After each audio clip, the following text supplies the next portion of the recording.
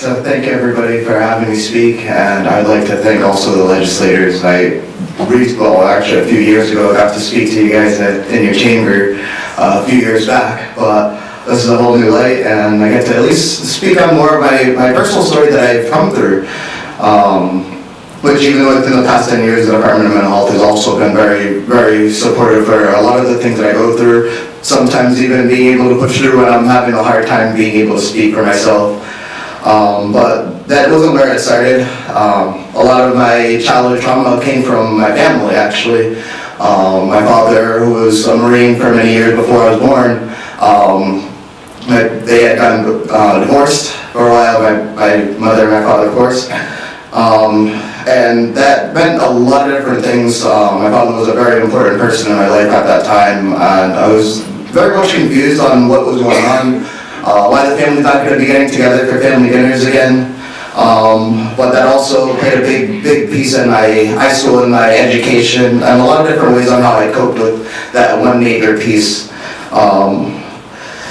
So a lot of the things that I faced was not even just the divorce, but just some of the things that my father, when he was coping with frustrations, he lived with a lot of anger, also his own post-traumatic stress, that he'd lash out at times, but sometimes we do the wrong things when we mean well at times. So that's some of the things that I over in turn, with standing up for myself, I learned from him out of that.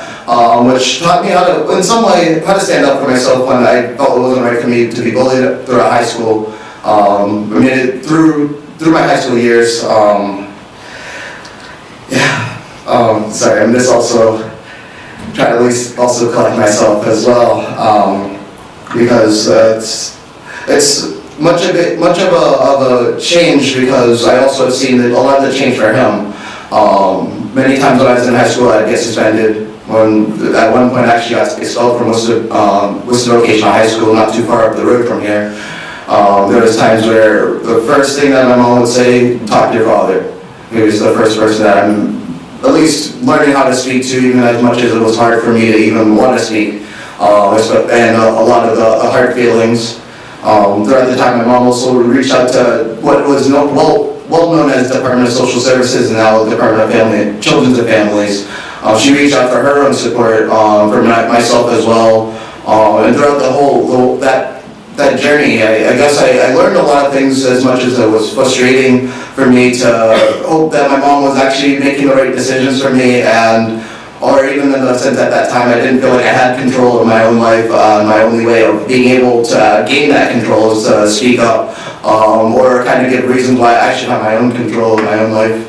And that started off with independence. After I graduated high school, I started seeing and gaining more resources from another program out of Waltham, the Rediscovery House, where they actually taught me a lot of different skills, some of the skills that I didn't think I was going to be learning, especially with job readiness, even getting my first job at a bookstore and cafe, where I actually learned work ethic, how to be appropriate on the job, and how to express myself appropriately so I could be able to get my needs met.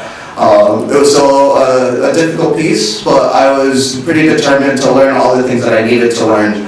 And as I graduated from that program, I moved back to Worcester.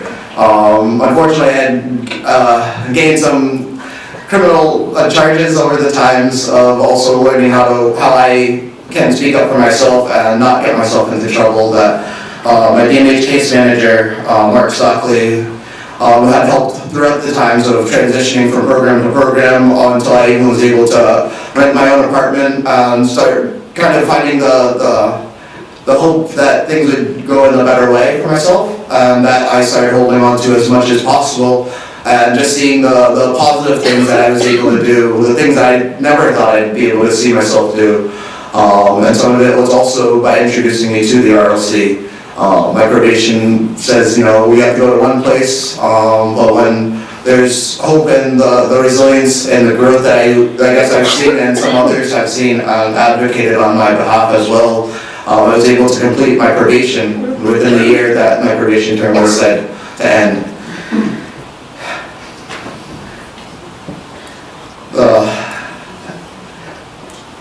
The most important thing that I think that really taught me, and that I share with others, is that the independence that we strive for sometimes may be a hard journey, but being motivated as best as we can for ourselves, but also knowing how to reach out, and sometimes expressing that, I'm having a hard time to finding the right words to speak, is just as well helpful. So that way I can even just be able to understand that I may not fully understand in this moment, but I can always try to divulge deeper and try to get deeper within and understand, even if it's meaning just hearing it out.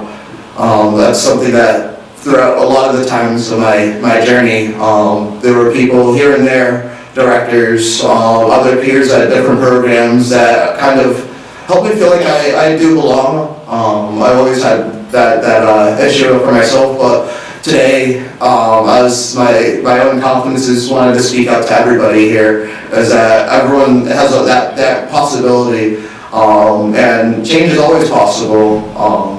Just gotta have the right supports. I've been hearing quite a lot from everyone as well, the partnerships as well. So I want to thank everyone again for hearing me speak, and hope that you guys also enjoy, and I salute to see out the legislation here as well today, and hope you enjoy the rest of the event.